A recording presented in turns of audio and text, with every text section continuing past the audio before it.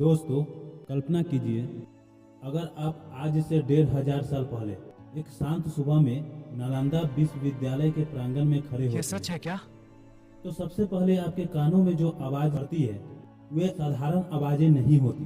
कहीं से वैदिक मंत्र उच्चारण सुनाई देता है, ओम भद्रम कर। तो कहीं से छात्रों के बीच गहरा तर्क वितर्क। The dawn illuminates our path to truth. कहीं गुरु अपने शिष्य को धर्म, दर्शन और विज्ञान की गुण बताते समझाते रहे होते हैं। पूरा वातावरण ऐसा लगता है मानो ज्ञान स्वयं सांस ले रहा हो। नालंदा केवल पढ़ने की जगह नहीं थी, यहाँ अपने आप में एक पूरा जीवित नगर था। यहाँ हजारों छात्र रहते थे, साथ में भोजन करते, दिन रात अध्ययन करते और विद्वानों से प्रश्न पूछते थे। सब कुछ निःशुल्क था, भोजन, आवास, शिक्षा, लेकिन बदले में एक ही चीज मांगी जाती थी, कठोर अनुशासन।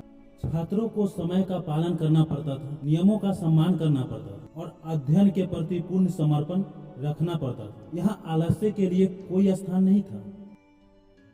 लेकिन नालंदा में प्रवेश पाना आसान काम नहीं था। नालंदा में प्रवेश करना इतना आसान नहीं था जितना आप सोच रहे हो। इसके मुख्य द्वार पर कोई साधारण पहरेदार नहीं बैठता था, बल्कि महान विद्वान आचार्य बैठते थे। आने वाले हर छात्र से कठिन प्रश्न पूछते। केवल वही छात्र अंदर प्रवेश कर पाते थे जो इन प्रश्नों का सही उत्तर दे पाते थे। दोस्तों, कहा तो ऐसा भी जाता है कि दूर दूर से आए हुए कई विद्यार्थी यही और इसी द्वार पर असफल होकर लौट जाते थे, जिससे पता चलता है कि नालंदा और ज्ञान का सागर था और यहाँ कितना उच्च स्तरीय पर शिक्षा प्राप्त की जा सकती थी। नालंदा में प्रवेश ज्ञान की सच्ची कसौटी थी। बहुत लोग सोचते हैं कि नालंदा केवल बौद्ध धर्म का केंद्र था, लेकिन यह पूरी सच्चाई नहीं है। नालंदा में पढ़ाए जाते थे कई सारे सब्जेक्ट, जैसे में वैदिक और उपनिषद, संस्कृत व्याकरण, गणित और खगोल शास्त्र, आयुर्वेद और चिकित्सा, न्याय शास्त्र, तर्क वितर्क और प्रशासन, राजनीति, दर्शन के अनेक शाखाएं थी।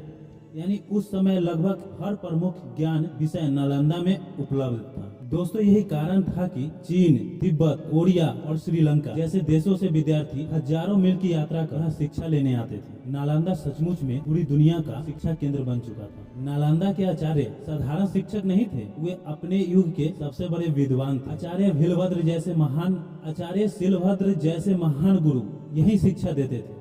चीन के प्रसिद्ध यात्री फैनसंग स्वयं इन्हीं आचार्यों के चरणों में बैठकर वर्षों तक अध्ययन प्राप्त करते रहे। नालंदा में बहस होती थी, लेकिन अपमान नहीं। मतभेद होते थे, लेकिन हिंसा नहीं।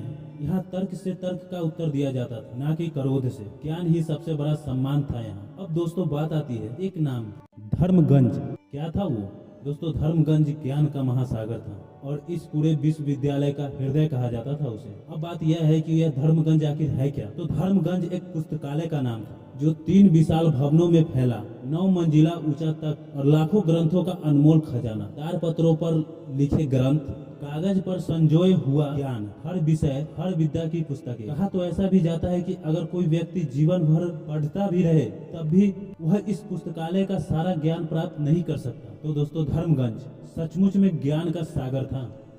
लेकिन उस समय किसी को यह अंदाजा नहीं था, नालंदा की गलियों अब भी ज्ञान से गुजर रही थी। छात्र रोज अध्ययन कर रहे थे, आचार्य गंभीर चर्चा में डूबे थे, पर वातावरण में धीरे धीरे कुछ बदल रहा था। कुछ अजीब सी बेचैनी थी, एक अनजाना सा डर, मानो दूर कहीं से किसी अनहोनी की आहट आ रही है।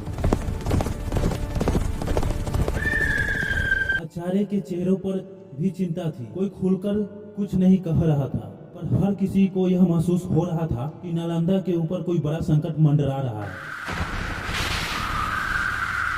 और आने वाला समय इस महान ज्ञान की किस्मत बदल देने वाला था। आपको क्या लगता है आगे क्या होगा? कमेंट कर जरूर बताएं अगर आपको पता है।